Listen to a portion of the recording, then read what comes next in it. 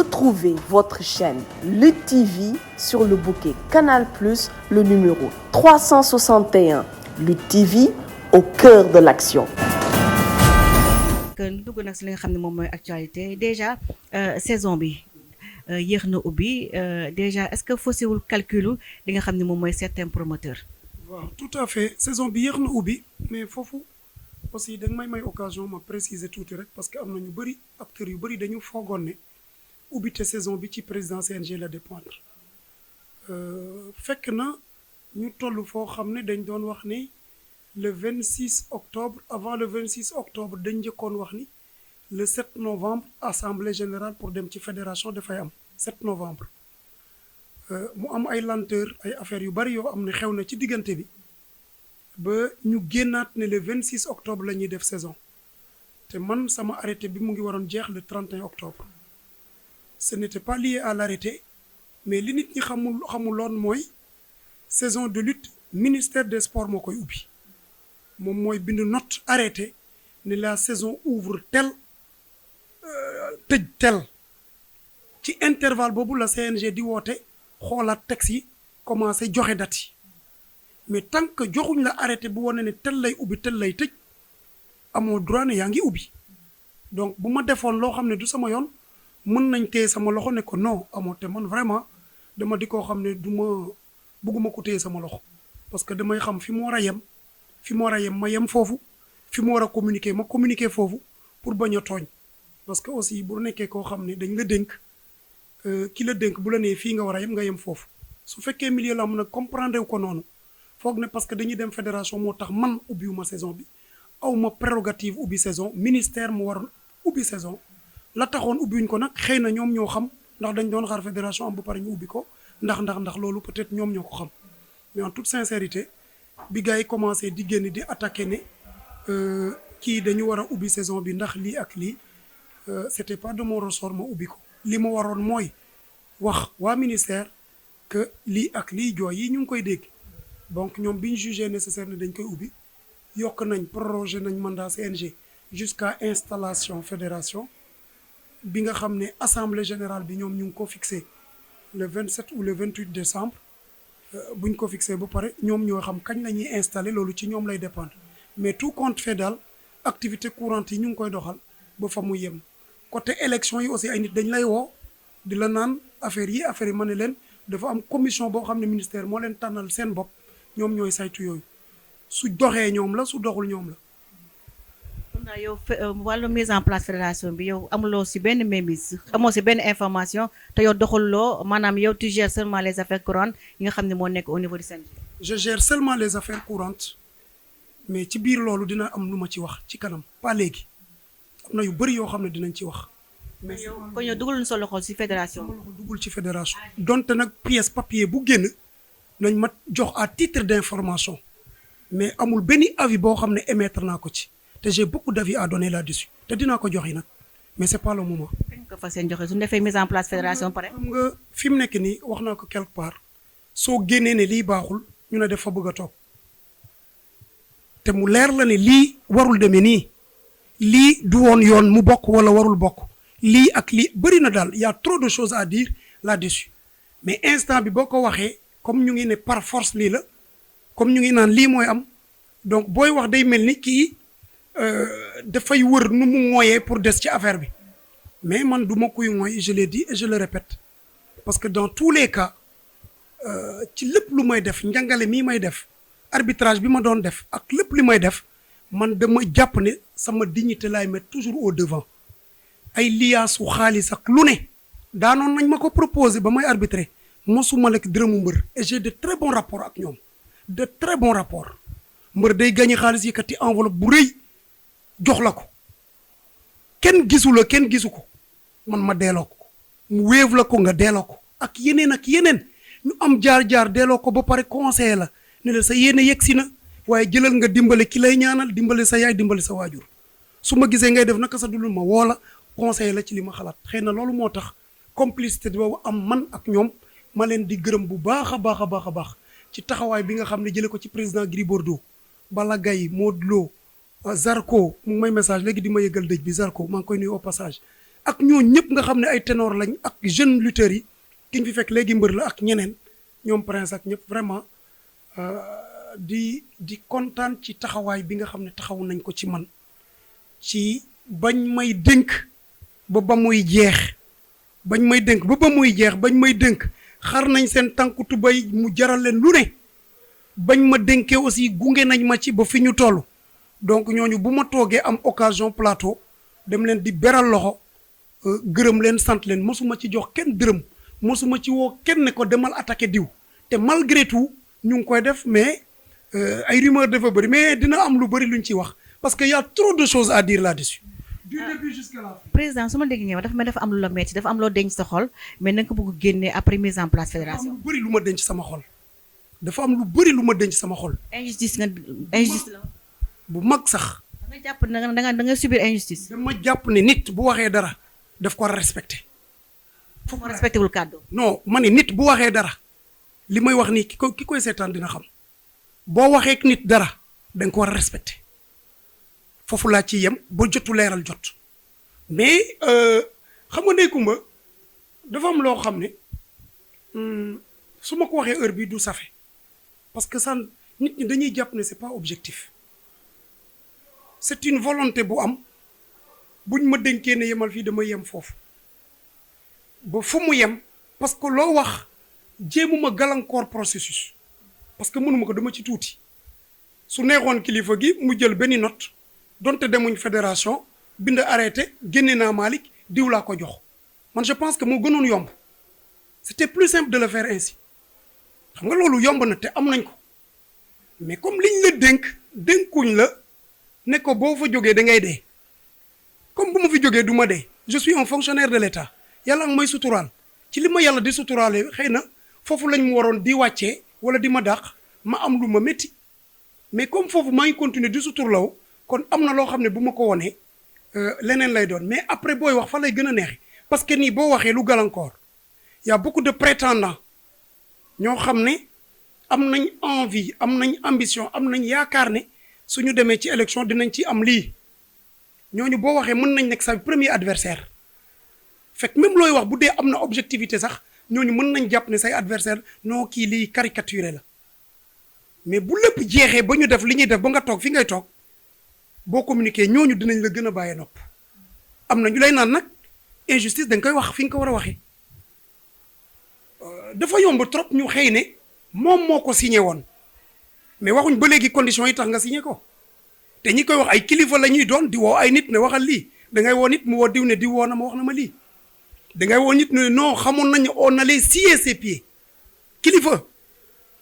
xamoon na ne on allait scier ses pieds ay kilifa di ko wax donc yooyu xam nga Ndeye Comba lii su may wax mënuma tricher parce que je dis ce qui est dans le cœur et ce qui s'est passé et je le dirai je suis arbitre de lutte je suis arbitre international de lutte kenn fayuma pour ma def ko kenn nomewuma ko dama ko def comme test diñ koy defee réussir ko nit nag mënuma ci génnee parce que ba ma ciy dugg tàgguwuma nit lamb aussi bi ma ciy dugg nit tàgguwuma nit dama ci dugg parce que dama ko jàpp comme plaisir nekk ci ba yàlla dogal lii am ma sante ko yàlla mais fi may waxee rek mooy Ndeye Comba micro bii nga yor di ci liggéey bu ko mos di utiliser comme arme parce que après micro bii relation dafa am au-delà de ça pouvoir aussi buñ la ko dénkee bul di xeexee pouvoir parce que le pouvoir est très éphémère booy xeexee sa pouvoir bi ëllëg nekkatul ci yow war nga ëllëg nga mën di jàkkaarloog nit ñi les relations humaines et sociales nga continuer conserver ko donc lii daal vraiment xëy na je parle en parabole mais xëy na dina am ñu comprendre mais fi ma war a waxee daal juste bu ñu defee li ñu bëgg a def ba ma yeewee ko ci li may def ou bien si je juge nécessaire ma génn avant dara di xew dinaa génn en tout cas maa ngi déglu samay conseil maa ngi waxtaan aussi samay nit ak ñi ma war a wax ak kilifa yi nga xam ne vraiment lu may def dañ ciy dégg dañ may dégg dañ may conseil. est-ce que su dee ma doon tey di nga nekk fi nga toog ni di nga fi toog ak ni nga waxee ak injustice yi ngay subir ak ni nga ne di nga waxi est-ce que su dee ma doon tey di nga occuper poste li nga xam ne mooy président CNG wala rek yemoon rek si li nga xam ne moom mooy sa arbitrage. xam nga su démb doon tey j'ai rien regretté ci acte yi ma posé ba léegi amul benn acte bu ma regretté parce que quoi qu'on dise arrêté ministériel bu ñu koy signé day dem ba présidence palais de la République mais profitons de l'occasion di remercier son excellence le président de la République Bassirou Diomaye di remercier également son premier ministre Ousmane Sonko parce que foofu yépp arrêté bu ñëwee dafay jaar après ministre bi ci proposition ministre des sports donc loolu yépp bu amee ñu ne am nañ confiance ci yow ba bind sa tur ci arrêté te laata loolu di am ay acteurs u lamb ñoo jóg ne yow lañ yaakaar donc yow lañ yaakaar moom fi tax a toog yow lañ yaakaar yow lañ wóolu yow la ñu bëgg yow lañ lii loolu bu ay mbooloo yoo xam ne toute obédience confondue de la lutte am nga ci mbër am nga ci amateur am nga ci promoteur am nga ci yeneen ñooñu buñ booloo ne yow te yow tu n'es demandeur de rien soo ñëwul loolu mën nga tas seen yaakaar su demoon doon tey aussi ñu amaat même confiance bi wax ko aussi dama koy continuer parce que mission la. yaa ngi wax léegi mbooloo noonu ñoom ñoo ne yow a mais tey jii on a constaté que mbooloo boobu noo retourné waat ne Malick doy na ça te fait quoi. je ne peux pas comprendre mënuma gëm ne mbooloo boobu la c'est des particularités ci mbooloo boobu ñoo ne doy na mais Gris Bordeaux fa mu nekkoon ba tey fa nga ko gis ay Modou Lo mbër yi surtout parce que bu may wax sax damay gën a focus ci mbër yi dama ci gën a focus am na ay manager kuréel yooyu ci ñi ma waxoon ba tey amateur mbër promoteur mën naa la limal ci mbooloo yoo xam ne ba tey fañ taxaw fa lañ taxaw mais ñen ñi da ngay comprendre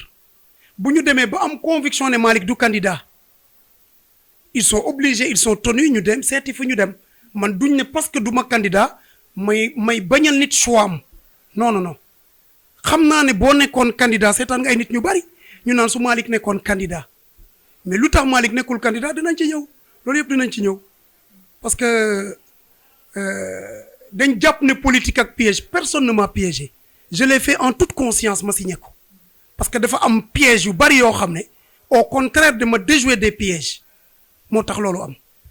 Quelles sont tes relations ak ministre des sports bi madame Ndeye Khady Diène Gaye parce que keroog si Lutte TV Awards yi tu as fait un discours sans pour autant citer li nga xam ne moom mooy sa tutelle muy ministère des sports. Ah bon je ne me suis pas rendu compte ne tudduma ko mais je pense que bu ma cité autorité ci kaw fu ma cité le président de la République cité le premier ministre moom laa ciy teg je ne me suis pas rendre ma compte bu fekkee loolu am na. Est-ce que vos relations sont au beau fixe yow ak ministre. du ma ne nos relations ne sont pas au beau fixe parce que gisuma mu génn directement attaqué ma man ndawam laa parce que je suis toujours sur sa tutelle je l'ai connu depuis 2016 ministère boolewuñu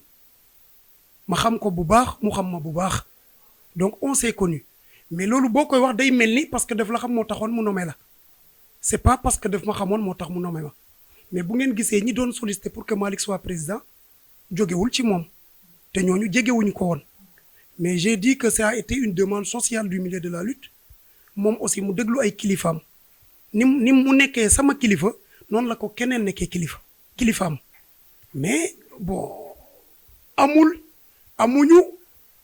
amuñu problème ba fi may wax ne amuñu problème te dama jàpp ne amul problème moom à son niveau mais ba bañu yegg ci fi ñu war a yegg daal mais daal vraiment ce que je peux dire là-dessus daal xam naa ko depuis 2016 mu ngi ci mission mu ngi liggéey ci mission dénk na ma dara maa ngi koy liggéey mission bi ma dénkoon jeex na prolongé na ko ba ñu installé fédération mais le moment venu daal dina am lu bari li ñu mën a leeral foofu. xëy na bëgguloo leeral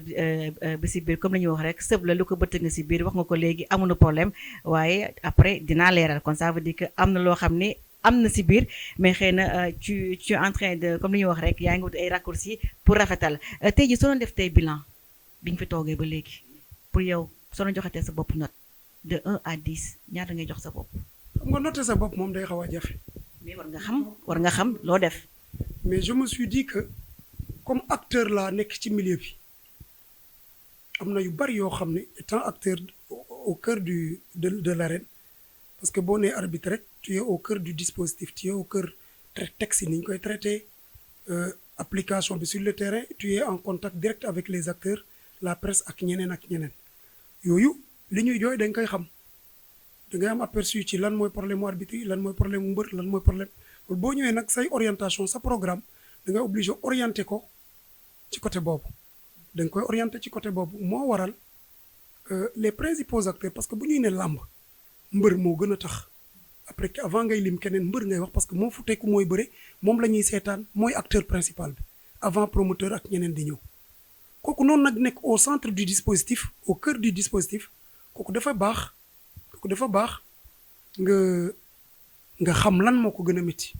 bokkoon na ci li ñuy jooy ponction abusive yi dag yi ñu leen doon dagg na mu méttee woon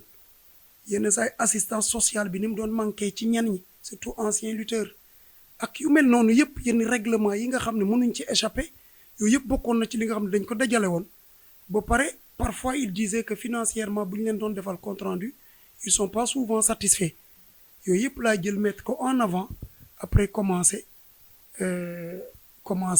mettre des jalons, poser des pas par rapport à ça ci ponction yi def nañ ci jéego yu bari def nañ ci jéego yu bari parce que dag abusif dag dañul dag mu ngi fi ba tey mais lii amoon ne dag yoo xam ne mbër mënu ci échappé ak ku mënti doon mënu ci échappé ñu gis ne lii vraiment mën na dañ nañ ko xëy na loolu moo tax mu am impact aussi côté communication daf doon manqué entre CNG ak yenn acteurs yi loolu aussi ma franchir barrière bi am en contact direct ak ñoom ak seeni manager moo tax lu bëri nga gis dégâts yu bëri yàlla dogal mu wàññeeku leneen li autorités yi nga xam ne ñoo ñu yilif parce que bi ministre de l'intérieur jegee dogal parce que c'est une saison boo xam ne c'était vraiment mouvementé une saison mouvementée parce que ay yu bëri def fii jaar lu mel ni bi ñu arrêté lamb ji 2 semaines contrairement à ce que disent certains ay ñaari weer pour diaboliser ay ñetti weer dañu arrêté lamb ji à 1 semaine 2 jours 1 semaine du ramadan te ñëpp xam nañ ne ramadan lamb du am donc handicap bi c'est 1 semaine te 1 semaine yi c'est pas tous les jours qu'il devait avoir des combats pendant le ramadan ça a permis aux autorités de réfléchir pour xam nan la ñuy taxawee pour xeex violence surtout groupe yi small di dem loolu nag bi mu amee on a vu que bu ñu ramener heure bi mu teel small bi dina wàññeeku ministère de l'intérieur ci facilitation ministre des sports am rencontre ak man ñu waxtaan mu ne nag mesures yu bees yi lii la après ci la ministre des sports woo acteur u lamb yi au niveau de l'arène nationale au niveau du ministère après annoncé ne désormais le dernier au plus tard 19h lamb ji mën na jeex biñ ko defee nag tout le monde disait que duñ ko mën a réussir parce que avant loolu daaw c'est que des fois da ngay gis yenn acteurs yi ñuy wax ba di lay jàpparee parce que su ma déggee ñu ne année bii passé lamb ji avant 19h da doon jeex xam nga nit dooy wax loo xam ne daaw kese la nit ñi fàttewuñ les gens ne sont pas amnésiques nga ne 19h réussiroon nañ noonu lamb ji da doon jeex à 19h mais c'est pas vrai YouTube dem leen tapé YouTube ngeen xaar heure yi lamb ji doon jeex daaw. 23h man j'étais à l'intérieur Balla Gaye Boy Niang ñoo ko arbitré man bi may dem ci Boy Niang di ko naan gaawal man sax dama xiif pour reer il était 23h loolu daaw la c'est vrai que Eumeu Sène Balla Gaye ak Tapha Tine teel na jeex mais romb na 19h bu yàgg donc si on dit que on l'a ramené depuis daaw avant 19h alors que c'est archi faux si on dit que daaw réglé woon na problème mu mbër léegi day ñëw directement dem ci cumukam c'est archi faux loolu le 4 avril lañ jël dogal bii passé bi ministère bi ñëwee ne 19h la lamb ji jeex ci laa dajale acteuru lamb yëpp ñu toog fii ma ne leen comme autorité nii lañ ko bëggee te lii moo tax ñu def ko muy ministre des sports muy ministre de l'intérieur te ñun ñoo bëgg lamb dañ leen di topp ci loolu parce que ñun ay ndongo lañ te ndigal la ñuy topp naka la ñuy def ba lamb ji teel a jeex 19h parce que bëgguma ñu wàññi nombre de combats yi y a trop de lutteurs bu ñu wàññee nombre de combats bi taux de chômage bi day bëri. fii lañ dajee ci veille yu 4 avril avant le combat Ada Fass 4 avril Ada Fass Lac 2 ma dajale les lutteurs les promoteurs ñu toog fi waxtaan ci la benn mbër sax proposé ne ma ne leen nañu xool liy guddee lamb pour ñu maintenir les 10 combats comme ça avant 19h mu jeex ci la benn mbër proposé ne pourquoi mënuñu dellu cosaan mbër bu ñëwatee directement mu dem ci comukaam gars yi naan yii loolu dafay métti ma ne ko déet waxtaan la rek ñun entre wàññi combat yi ak loolu man je pense que cosaan mbër da doon dugg ñu tëggal ko tuusal ko mu dem directement ci mu kaayam mais ak phénomène bu bees bi amoon ñuy wàcc ay camion conteneur u kii ci biir géew bi temps biñ koy dugal ak ko génnee rek temps bi dem ñu ne loolu nañ ko dévier 4 avril lañ ko mettre en application léegi mbër mi day dem directement ci mu kaayam on gagne du temps présentation drapeau yi man leen comme ci biir géew bi lañ ko doon def mu indisposer arène bi à des combats ñu ne nañ koy def léegi ci biti ñu gis ne ñett yooyu yëpp biñ ko dindee on a réussi à le faire daaw 2 fois lañ dérapé ci temps bi ren dérapé nañ tuuti parce que ouverture saison bi ak temps bi ni mu demee ak parce que dafa am aussi des choses yoo xam ne il faut que gars yi bàyyi ci xel il y a des aspects techniques yoo xam ne programmation combat mënu ko jël en compte mbër mi ñu dóor mu gaañu il va chez le médecin def fa 10 minutes demaat saignewaat demaat ci médecin bi temps boobu mënoo ko dajalee temps boobu bu demee di continuer mën na impacter ci fin wu combat bi te loolu mënoo ko calculer moo ñu waral ñu am dérapage bii passé nga xam ne c'est lié à des faits techniques te vraiment on a discuté ba xool fi mu doon guddeel ko beneen yoon ñu gën ko yaatal. am na benn information boo xam ne war na semaine passée par rapport ak face to face fii xam ne dañ ko tere fii arène nationale qu'est-ce qui s'est passé parce que ñu bëri ñoom nee nañu information bu yëguñu ko dañoo ñëw ba fii nu leen directrice bi nee na bu fi kenn def face to face alors que je pense que décision yooyu dafa war a jaar ci yow avant que yow nga informé wu acteur lamb. Des fois nii nga def nii je pense que c'est bon parce que parfois ñun suñu presse dañu yomb a emporter ak ay rumeurs te loolu c'est dommage c'est vraiment dommage yow dégg naa rek te fi nga déggee demal wuti source et puis man je ne vois plus pourquoi les gens ne veulent plus équilibrer l'information waxal ma ko docteur Jules équilibrer information dafa baax trop man bu ma woowee dinaa ko wuyu mais bu déggee dara ci man baax na c'est pas kii c'est pas méchant de merewuma ko fu ñu dajante dinañ nuyante sans problème mais baax na boo déggee dara bay joxe sa avis fi nga ko déggee jëmal wuti après nga équilibrer xool lu la neex après nga wax man nii nga def nii ku ma woo laaj ma ci dara dama lay tontu mais bu fekkee benn partie dafa wax nga am noo ko interpréter di nga dugal nit alors que peut-être mënoon nga dégg version man je pense que loolu parfois dafay manquer ci ñenn ñi équilibre de l'information. Arène nationale dañ ko mettre à partir de cette année sous la gestion de l'OGIS office de gestion des infrastructures de l'État document bi sànq laa ko jote ci moom boo xam ne nag boo xam ne dañu koy informer ci regroupement bi war a am fii pour préparation Jeux olympiques de la jeunesse regroupement bi war a am fii du 24 au 2 mu nekk toujours en préparation pour les Jeux olympiques de la jeunesse mais note bi ci OGIS la jóge maanaam lépp luy gérer arène nationale di ko gérer stade Léopold Senghor c'est sous la direction de l'OGIS mu am un directeur mais am na ñu ko nekkal fii muy la directrice bi fi nekk ak ku nekk au niveau de Léopold Senghor ñu leen di nuyu au passage gestion boobu nag ñooñu aussi bu ñu ñëwee dañuy xool naka la ñuy administrer au niveau de l'arène police ñoo nekk ci buntu bi CNG ay locaux la yor soo bëggee def am na salle boo xam ne OGIS ak directrice bi daf ko mettre à la disposition des promoteurs ku bëgg a def face to face nga demander mu jox la modalité yi boo ko remplir mu jox la nga def face to face mais face to face nga dajale ay mbër de manière clandestine yenn saa yi combat yoo xam ne CNG régularisé wu ko ñu nekk ci barrières yi nekk ca biti fële ñu ngi fay def face to face ay débordement am ay xeex di am loolu la ñu tere mais là l'arène est là am na salle boo xam ne directrice mu ngi koy gérer vraiment de très muy def liggéey bu am solo fii parce que bañ ko joxee arène ba tey franchement dafa am beneen xar kanam bu bees muy directrice bi fi nekk OGIS bu ñëwee renforcer wu ci biir mooy nu la docteur Babacar vraiment gis nañ ne juste pour parce que ñun Sénégal dañu gis ne tabax infrastructure dañ koy faral di def mais maintien bi ak kii bi dafay xaw a des entretien bi day xaw a des OGIS nag looloo ko tax a jóg day ñëw pour infrastructure bi am 2019 la mais boobu bu taxawul mën nañ foog ne 20 ans la am wala 30 ans te loolu il faut une administration gestion bu am solo ñi nga xam ne c'est des usagers qui sont des privés mu am un taux forfaitaire bu ñuy dugal ne serait-ce que pour l'entretien de l'infrastructure loolu kese la salle bi lu ndaw lañ koy joxe soo demandé ñoom ñu octroyer la ko nga def sa face to face mais bu fekkee pour dajale ay mbër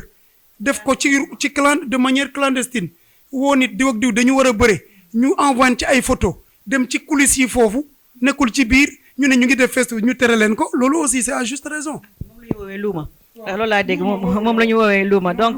pratiquement léegi voilà léegi nu jeexal nu ñëw nag nañu làmb famille la mais gis nañu barke dem moo Ndiaye am nga sa benn koo xam sa kër la bokk si sa njaboot nga porté ko plainte muy petit. loolu mën naa ci bañ a wax ba tey parce que tout simplement je ne veux pas une discussion par presse interposée te titrage bi ngeen di def sax parfois daf may déranger boo gisee boobu ba léegi bëgguma wax parce que dinañ fi titre loo xam ne ku ko dégg foog ne toj naa dëkk bi te man j'ai traduit juste li nekk ci samay sentiment lamb buñ ciy wax mën nañu wax ci lamb mais quand tu sors du cadre de la lutte attaquer ma vie personnelle parce que tout simplement jàpp nga ne fédération suba lay ñëw léegi lu mënti xew mën naa ko teg ci ndodu nit loolu boo koy def aussi tu te trompes c'est mal connaître la personne yàlla xam na ko parce que man dama am famille comme yow ni nga ko amee keneen am ko je vois que souvent ceux qui attaquent wala ceux qui relaient certaines informations d'attaque ñoo gën a ragal ku leen attaqué man dama ko seetlu j'ai vu des directeurs de presse des organes ñu jiite ay organes yoo xam ne lu mën nit tal fatal ay ni boo ko tuddee ci ñoom dinañ woo ñëpp wala monter ay influenceurs ak ñeneen ne ko xoolal diw lim ma wax loolu am na ñu koy def te pourtant ñoom ñooy jox seen canaux pour ñu attaquer ay gor yoo xam ne dañu set wicc wax naa ko keroog su ma neexee mën naan ba mandi ci baar yi je suis chrétien même bu ñu ma tuddee Maodo Malick Sy mais je fais que maa bëggul sangara parce que xeet bi ak kii bi am na lu mën c'est pas question de diine mais question de goût la man comme yàlla dogal na du sama goût moo tax je ne le fais pas mais bu ma ko doon def aussi j'assume que damay naan baar yi ñi ciy naan nan lañ toll est-ce que ñoom ñëpp c'est des chrétiens nañ dem bu nañ tëj usines yi bu fekkoon ne chrétien rek ay naan nañu ñu tëj usines yi foo xool nañu waxante dëgg bu la neexee génne ko de man li ma wax moom nëbbuma ci dara. président loo dama si commentaire nu jeexal nag tey jii nu jeexalee li nga xam ne moom mooy xam naa sax doo si wax mais bàyyi ma tànn sama chance rek ces anciens collaborateurs ils sont des candidats ku si mel ni Mbaye Fall l'ancien ki nga xam ne mooy ancien président aussi Bira Sène gis nañu aussi ki nga xam ne Manga 2 ak Moustapha Gueye bi nga xam ne postule na poste li nga xam ne moom mooy lutte olympique ça te fait quoi tu t'es senti trahi wala. non pas ñoom ñu trahir ma bon ñoom bu ma sentiree trahison sax bu ma ko doon sentir trahison mënul nekk ci fédération bi laa koy sentiré mën nañu bokk liggéey may doxal ngay rouler à contre courant loolu mën naa jàpp ne tu m'as trahi mais nga am sa ambition ne tu veux être président loolu bu ma nee tu m'as trahi kon c'est parce que buggaluma la yow fi ma toog buggaluma la nga yegg si foofu. mais ñu si bëre c'est ancien collaborateur la ñu. waaw xam nga. doo si génnee Bira Sène. je peux dire du ma ne dañu am seen ambition rek dama jàpp ne dañu am seeni ambition bëgg loolu may ñaanal làmb parce que mën naa ne 90% yëpp à quelque près woo nañ ma dama bëgg nga jàppale ma xam nga ki la woon ne dama bëgg nga jàppale ma trahir bon nëbbuwu la ne je veux ça te man boo ma nëbbuwul la tu veux ça le siège la nekkul pour man da ciy profité sax di rendre hommage à docteur Alioune Sarr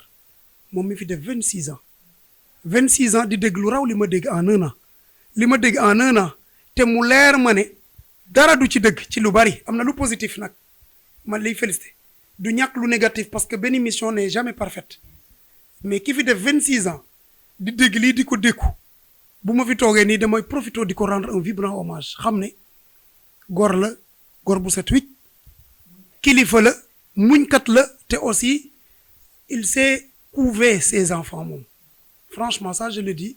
de tout cœur waxuma ko pour tricherie par le passé am nañu rëq-rëq bi ñu amee rëq-rëq aussi bi ma jëlee le recul xam ne juum naa dama am grandeur fekki ko ba ci këram tuubal ko en tant que nit ak doomam te xam ne te tey laa ko gën a mën a tuubal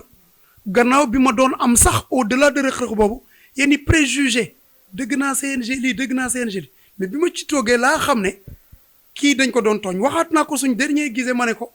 non sincèrement liñ la tooñ bari na waxuma sax affaire problème parce que des fois nit ñi doon yaakaar ni lii am na te fekk loolu amut lii moo am fekk loolu amut dëgg nañ ci lu ne xam nga bu ñu demee booy naan Malick moom dañ ko doon wéef ay 50 millions wéef 50 millions man buñ ma wéefee 50 millions yow 50 millions wéef loolu ku ko dégg foog naa ne mais bon de toute façon xam nga li gën a am solo ñu wéef la xaalis c'est pas un problème parce que c'est un moyen de transfert d'argent mais destination xaalis bi ak li justifier xaalis bi fa mu dem moo gën a am solo et puis c'est très loin d'être 50 millions ban téléphone la mën a dugg c'est très loin d'être cette somme moo tax bu ñuy relayer information aussi vraiment j'évite les journalistes ñiy liggéey ci presse bi man xam naa ne sax lii bu jeexee dinaa wut émission nga xam ne de manière hebdomadaire j'ai trop de choses à dire te dinaa wax xam naa dinañ ne waa ji naar la amul bamelu biir mais dinaa génn yàlla xam na ne dinaa génn parce que dafay yomb trop ñu caricaturer ay nit ci li ma gën a métti une personne lambda bu ma attaqué ça ne me fait rien mais li jóge ci sa kilifa bu lay attaqué di woo ay nit di leen ne waa ji li waajalee loolu ça fait très mal dafay laaj leeral. sa kilifa mooy ministre des sports bi. ministre bi du def loolu. non ma ne sa kilifa mooy ministre des sports. non moom sama kilifa c'est le ministre des sports mais moom wax dëgg yàlla mënuma seede ci moom loo xam ne de vive voix ne ko wax na ma lii mais bu may ànd ak kilifa damay jàpp ne lu jóge ci say kilifa lam dama lay considérer booy ànd ak buzz ngay ànd ak sa directeur ngeen di dem yow am na looy def damay jàpp ne ci say kilifa lay jóge je l'avais dit ici ay jóg nañ ne Malick dañ ko dénk CNG pour aller vers une fédération il ne veut pas parce que dafa bëgg a toog moom moo bloqué l'affaire c'est pas vrai te am na ñu jóge ci ministère dem waxi ko ci ay plateau ils savent que ce qu'ils disent c'est pas vrai ça je le dis et je l'assume pourquoi je l'assume parce que bi ma fi toogee en novembre je suis allé vers ces directeurs yi nga xam ni moom la ñu confié woon la mission et ce sont les mêmes directeurs qui sont partis pour dire que dañ ko jox pour mu doxal ko doxalu ko ñu nangu ko dañu amoon envie nangu ko d'accord pour la transition mais bu ñu ne dañ ma jox pour ma doxal ko doxaluma ko c'est archi faux parce que xam nga lu tax je l'ai dit quelque part que bu ñu ne allons vers une fédération dafa war a am un texte qui régit la fédération c'est un document de base qui montre que fédération nii la war a doxe nga xam liy district naka lañ koy organiser luy ligue naka lañ koy organiser luy fédération ñan ñooy composante bi yan ñooy structure de base document boobu lay orienter prévoir le code électoral prévoir comment candidater document boobu dañu ne woon pare na Boun Daouda liggéey na ma ngi ko nuyu au passage liggéey na liggéeyam ba teg ko mais bi ma ñëwee fii au CNG en novembre laa njëkk a demandé où est le document pour aller vers une fédération te on n'avait pas dit que dañ la nommé pour aller vers une on m'a nommé un arrêté avec 8 points buñ ne tu dois faire ça war nga liggéey ci lii war nga liggéey ci lii le 8e point travailler à aller vers une fédération mais waxuñ ne da ngay liggéey pour dem ci fédération les 8 points qui restent wala les 7 points qui restent les 7 points qui restent qu'est-ce qu'ils disent de ça comme si nous on a échoué parce que fédération bi nee nañ Malick ne veut pas et les 8 points les jeunes qu'on a amenés en France pour préparer les JOJ l'équipe maintenant l'équipe qui doit aller au JOJ ak ñun ça a pris forme bu ñu nekk ci ay préparation di leen yóbbu Maroc trophée yi nga gis yëpp ñoo ko remporté on n'a même pas reçu de félicitations venant d'aucune autorité lii ils sont revenus avec 5 médailles d'or lii yëpp fa la jóg lii c'est revenu de la CEDEAO on avait perdu le titre on l'a gagné ak yeneen gënoon na neex ñu bind la note félicitation parce que lii am na mais c'est comme si tout ce qu'on a travaillé jusque là waa ji defu fa dara parce que dañ ko ne demal ci fédération dégguma ko ministre bi wax ko de mais bu jógee ñu jege ci moom di wax j'ai envie de les répondre dina leen gën a tontu tu n'as pas de document bu ma mën a orienter document buun bi laaj naa ko fi je ne l'ai pas reçu laaj naa ko au ministère je ne l'ai jamais vu demandé naa ay documents ñu may jox un chronogramme boo xam ni ça ne répondait pas à la réalité de la lutte man leen lii telle période mënoo am lii mënoo am lii mënoo am lee mu ne ko nañ bàyyi ñu teg ko su brouillon laa ñu ne ko dañu jox Malick un document mu garder ko di wër nag ay plateau dinaan waa ji dañ ko waxoon lii mu bàyyi je ne suis demandeur de rien te la ma waxoon 1 ak 10 ans laa ci yemale mais sama dignité dans tous les cas lekkuma dërëmu nit geruma nit joxuma nit dërëm nit it laajuma xaalis parce que aussi xëy na nit ñi dañuy am ci yow ay préjugés dem ci kilifa ga sosal la foofu su fekkee benn nopp nga nag lañ la wax nga ne loolu mooy gonga te li ma gën a déranger ci biir su nekkoon des personnes yu nekkul feneen garaawul mais nga ne yaa ngi ànd ak kilifa ba pare di doxalee noonu bëgg a incriminer un CNG qui n'a reçu aucun document et pour preuve dégg ngeen ñu ne des documents de la natation lañ indi si tout était prêt où sont les documents des fois l'histoire nous donne raison à plusieurs reprises mais bëgguma gën a sori non dinañ ci wax li tax may wax ci loolu parce que dama noppi lu yàgg ñu continuer di wër les plateaux bëgg a dugal ne waa ji dafa dem toog mu neex bëggul continuer fii lan moo fi neex ñu ngi yendu fii añuñu lan moo fi neex ah. ñaata kilo nga perdre instant bi. non bon de toute façon c'est une mission parce que lu mën di xew damay ne je suis un patriote te ci ma bokkoon ci ñi nga xam ni sama bakkan mënoon na wadd ci fi martyrs yi wadd parce que nekkoon na dans des lieux à des moments où ay nit dee nañ foofu ñu fekke ko la taxoon ñu koy def nag c'était pour un changement c'était pour une rupture ñu nekkoon avec le président Ousmane Sonko mu nekk suñu royukaay suñu idole ñu topp ko dugal ñu ci politique kooku bu amee projet bu mu ñu jaay ñu gëm ko mosuñu dem politique toppee ko lool mu jiital son excellence le président Bassirou Diomaye ba yàlla dogal ñu fal ko suñu première mission mooy utuñu lu neex nit mais naka la ñu def ba projet boobu ñu jaayoon Sénégalais ñu jàppale leen ci pour que ñoom tamit ñu mën ko réussir lii boo ko daggee du ma la ko baal. non si parce que yéen ngeen di wone. li interview bu dañuy tàllal rek wax foofu noonu mooy. yàlla xam na ko parce que. ñu naan ay coloration politique j'assume j'ai jamais été politicien. Pastef moo tax ma dugg ci Pastef ci politique en 2016. donc bu ma yàlla dogalee ñu xeex ba mu am fii la ma war ca domaine bu mu mënti doon ma ànd ak ñoom gunge leen ci domaine boobu suñ jàppee ne ci lamb lañ may dénk ñu dénk ma même si c'est un mois ma jéem ko matal ba ci liñ doon jaay sénégalais ma jéem ko wane te gëm naa ne am naa satisfaction ci ñi doon xaar attente yi ñen ñi doon xaar ci man am nañ ko mosuñu delloo mbër xaalis ils l'ont dit c'est des lutteurs qui l'ont dit si tu vois le témoignage du lutteur Gris Bordeaux au nom des lutteurs bi ñu def le bilan du CNG le bilan du CNG c'est des choses yoo xam ne gars yi duñ ci wax bi may jël CNG en réalité côté finance le bilan de l'année d'avant le solde était de 900 000 francs man bi may def bilan fin saison en 9 mois le solde est de 10 755 000 de 900 000 à 10 750 000 en 8 mois financièrement on n'a rien à se dire leneen li ci des ci ay activités yu ñu déroulé mais buñ jëlee loolu yëpp ne waa ji il a failli à sa mission parce que fédération bi da ci jógi tànkam parce que bëggul mu dem. wàllum fédération bi la ñuy jeexee ku sa candidat. yàlla xam na ne bi ma gisee liste bi parce que foofu aussi li ma préciser mooy la commission électorale ak recours document buy génne dañ may envoyer une copie je l'ai dit tout à l'heure je prends l'information mais c'est pas on me demande pas mon avis. Tu n'as pas ton mot à dire. J'ai pas un mot à dire je reçois des documents on ne m'a pas demandé un mot xëy na un mot fi ma koy waxee ca média yi lañ ko soxla parce que buñ ko soxla woon fee j'allais le donner mais comme soxla wuñ ko ma garder ko fa ma ko war a waxee nag dinaa ko fa waxi plus tard mais instant boo ko waxee mu ne lii mais candidat comme j'ai dit rek la quasi-totalité des candidats sincèrement ils ont sollicité mon soutien ñen ñi par yéene la xëy na parce que yaakaar nañ ne mën nga leen appuyer pour ñu atteindre seeni mission te man par devoir sincère nit doo ma ji ngor ma ji la leneen heure bii daaw wala avant heure bii daaw ku mel ni Kéba Kanté génn na ci réseaux sociaux ne nañu jox Malick CNG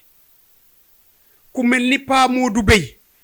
hôpital la jógee dindi perfusion ñëw fekk si ñu ministère ne man lay soutenir ku mel ni Jax woowoon na acteur lutte simple yi à l'arène Adrien Senghor dajale leen foofu ni dañu bëgg vraiment Malick nekk président CNG ak ñeneen mais ñooñu ñëpp buñ jógee ku nekk ci ñoom nekk candidat léegi ku nekk ci ñoom buñ ñëwee ne la Malick jàppale ma te mu nekk des candidats opposés donc li nga mën mooy nga garder neutralité. Bira Sène moom xanaa demandé wul sa soutien. non Bira ne l'a pas demandé waaw Bira ne l'a pas demandé. dama dégg nga wax ko moo tax ma laaj. non xam nga man du ma sos aussi xam nga peut-être xëy na am na yu bari yoo xam ne les gens ne le connaissent pas Bira j'étais avec lui à Kaolack pendant 4 ans 2006 2007 ba 2010 bi may ñëw fii Dakar mais avant que je ne sois avec Bira j'étais pas avec Bira j'étais avec le CRG de Fatick parce que sama formation arbitrage Gossas laa ko def ñu affecté ma à Guinguinéo ma arbitré fa pendant 2 ans sous le CDG de Guinguinéo bokk ci Gossas Fatick ñu dem ci décentralisation bi Guinguinéo ñu rattaché ko Kaolack fekk Bira di diriger le CRG de Kaolack may arbitré dans la région de Kaolack Bira nekk fa président de CRG kon xam naa ko bu baax xam na ma bu baax li Sonko di naan kii tux ak kii laxas poon xamante nañ xam naa ko xam na ma yàlla xam na loolu donc bu may gis nit ñi di wax on ne s'est jamais rencontré ci presse fu ñu dajee cër la ma jox cër laa ko jox na ma cëru rak ma jox ko cëru mag mais fu ñu waree waxante aussi je peux dire que bi mu ñëwee Dakar bokk naa ci ñi ko dalal parce que fu mu am secours wala bu la wooy man lay woo laaj ma ci dara man ma rendre ko compte comme bi may ñëw Dakar il a appelé ne ko kii Dakar la jóge mu wax ko mais loolu yëpp comme nekkaguñu ci lii nekkuñu ci conflit bu génnul wax ci man lu ñaaw du ma wax ci moom lu ñaaw parce que xam naa lu bëri nag. man ko xamal lu ñaaw. bon nit bu ngeen dëkkee mënu leen ñàkk xamante mais xam naa ko daal. nee naa kii tux ak kii laxas poon xamante nañ. donc président Malick Ngom moom lañu dalaloon fii tey interview vérité am nag ay affaire yu ay mbir yoo xam ne dafa préféré denc ko ba nee na dina wax yi il va parler et vraiment nee na dina wax yi te bis bu naree wax parce que nee na duñ ko diaboliser gis nga yaa lañ koy dégg noonu en sourdine muy noppi donc nee na après bis bu teggee ko maanaam li nga ko dénk yi bis bu teggee ko si li nga xam ne mooy maggam dina wax. donc nag on attend li nga xam mooy entretien wala boog la première sortie du président Malick Ngom wala boog l'ancien président du CNG sa première sortie après la mise en place de la fédération sénégalaise de lutte wala boog nee na ou avant quelle que soit la situation daal il nous a fait l'honneur le privilège mu accordé ñu benn entretien vérité si plateforme Lutte TV donc président maa lay remercier bu baax a baax c'est vrai wax loola yombul c'était la croix et la bannière mais comme on dit rek l'occasion fait le larron il a fallu le décès de Koumba Baldé pour nga mun ma accorder li nga xam ne moom mooy interview maa lay remercier bu baax a baax au nom de sama équipe bi ma àndal yëpp président ma bàyyi la nga joxe sa dernier mot. sa équipe bi moom am na ñoo xam ne duñ ma remercier yow mën nga ma remercier waaye am na ñoo xam ne sa équipe. bàyyi xeer yi. non xeeruma ñun dañuy seetaan xam nga des fois vraiment merci Ndeye Koumba di nuyu Pape bi nga àndal tamit xam ne vraiment yéen yàgg ngeen liggéey ci làmb yàgg ngeen ci liggéey lool foog naa ne bu ma gisee prolifération jigéen ñu bari ci milieu làmb jàpp naa ne yéen a xale yoon wi yéen ak ñoom Khady Faye ñoom ak ñeneen Aïcha Faye ndeysaan Rokhaya Thiam vraiment liggéey ngeen ci loo tax xëy na ñi fi nekk génération yi fi nekk léegi ñeme ko ba ñoom aussi ñu toll foofu mais lamb li ñuy naan famille la des fois dañuy gëm dañ koy wax te duñ ko gëm am na ñu ko gëm nag y a des gens yoo xam ne seen relation sociale seen relation humaine moom lañ jiital au devant de tout parce que je ne vois pas qu'est-ce que tu gagnes sur un plateau ou sous ton micro pour yàq nit lan nga ciy gagner bu dee ay vues jaru ko yàq deru nit ci ay micro jaru ko nit mën nga def ay analyse objective mën nga def lépp loo xam ne pour luy defar lamb la am na nag ñoo xam ne je ne dis pas que tout le monde est négatif franchement am na ñoo xam ne luy construire kese la ñuy def mais am na ñoo xam ne diw mu ngi waaj a saaga diw rek lañ yàkkamte pour am ay vues yooyu fay image yu nit ki nga yàq ko ñu yéeg si biir ak a wàcc ku ñu yóbbu sa biir fii ci micro la ko waxee pourtant ki yor micro boobu bu ko neexoon du ko def mais parce qu'il a été complice quelque part d'une situation boo xam ne après nag ñu bëgg a wëlbati ko ci tiire ci kooku te kooku am famille da ngay toog say doomu mag yoo xam ne ay moromu ki lay interroger lañu yónnee la dara nga gis ko mu xam ne li ñuy wax dara du ci dëgg xam nga bu ma toogee ba sama doom mag di ma ne nee na Ziguinchor dama fa toog di mandi loolu nga xool ko loolu yow ku nekkoon à la place qu'est-ce que ça fait être un dirigeant wala nga diriger structure aussi c'est pas une porte ouverte parce que au-delà bu ma fi jógee aussi fédération toog dans quelques jours mais du tere man samay image damay dajeeg nit ñi ñu may xool ba ma la son excellence wala le premier ministre soxla ma ci leneen parce que comme li ma wax rek ay ndaw lañ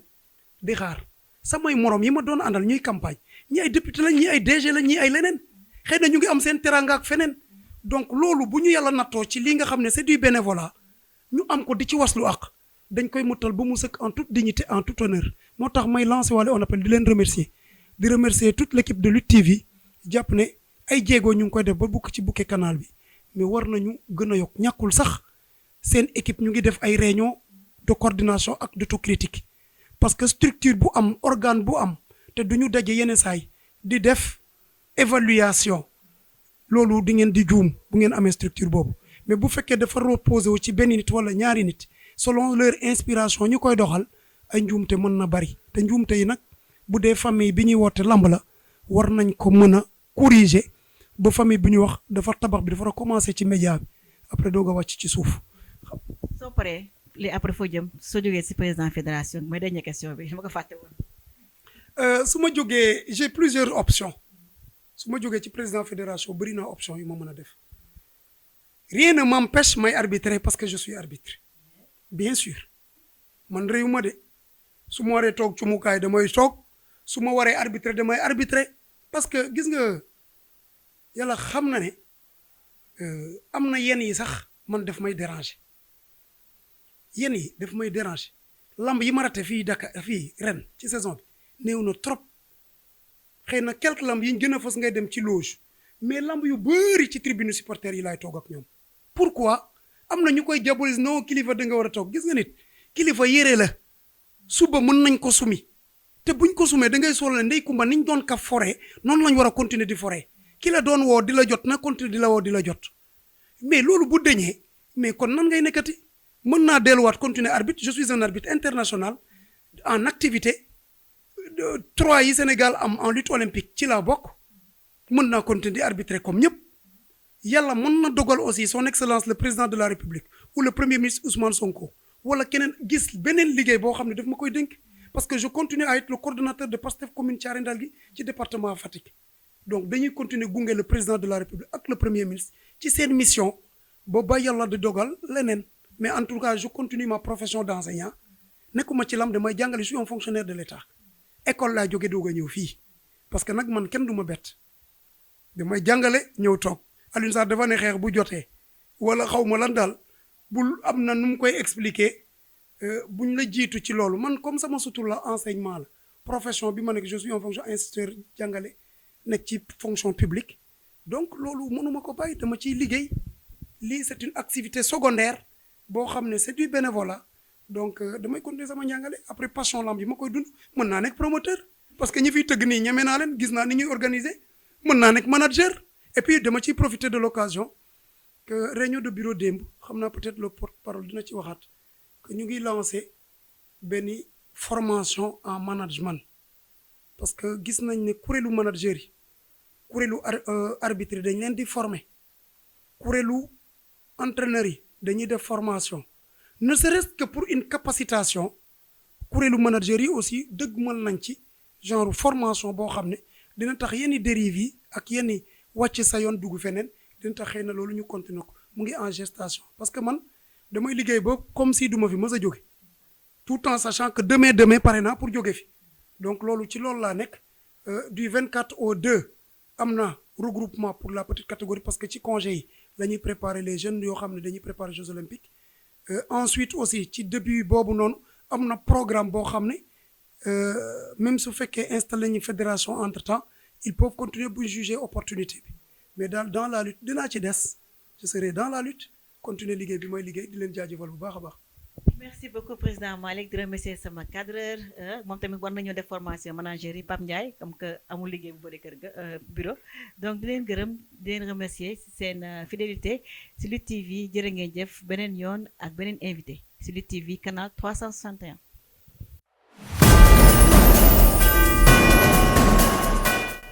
Retrouvez votre chaîne Lutte TV sur le bouquet Canal+, le numéro 361. Lutte TV au cœur de l'action.